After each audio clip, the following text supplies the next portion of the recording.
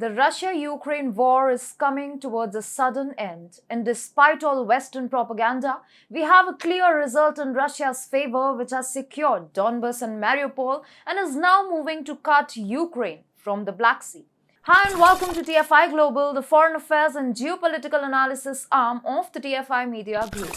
I'm Vedika, and if you haven't subscribed to the TFI Global channel yet, hit the subscribe button and press the bell icon to receive all the latest updates. Russia is ensuring that it meets every single objective of the ongoing war in Ukraine to clinch a decisive victory. First, it achieved the surrender of Mariupol by Ukraine, and now it is cutting Ukraine from the Black Sea by moving its troops towards Transnistria. So what is this Transnistria region? How is it affecting the Ukraine war? And how will Russia turn the tide of the war against Ukraine by securing access to the strategically located region? Let's find out. Transnistria is a breakaway province sandwiched between Ukraine and Moldova. It works as more of a territorial asset for Moscow, being located in between two ex-Soviet states. Transnistria is recognized internationally as a part of Moldova, but is practically a self-ruled territory.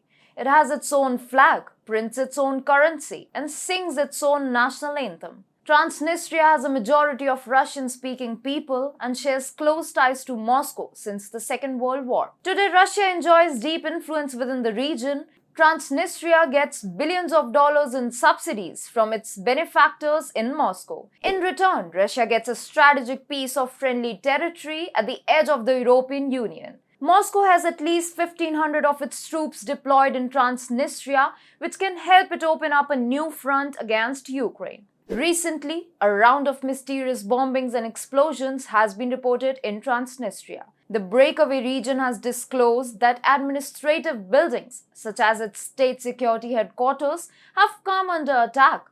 Two radio towers and military unit 2 are said to have been hit by the attacks. Transnistrian Foreign Minister Vitaly Ignatiev told Interfax, according to preliminary data, the traces of those who organized the attacks are leading to Ukraine. On the other hand, Kyiv says it has nothing to do with the mysterious bombings. Ukrainian President Volodymyr Zelensky has accused Russia of committing false flag attacks and using the bombings as a pretext for attacking Moldova. Meanwhile, the Russian media is blaming Ukraine for the recent bombings.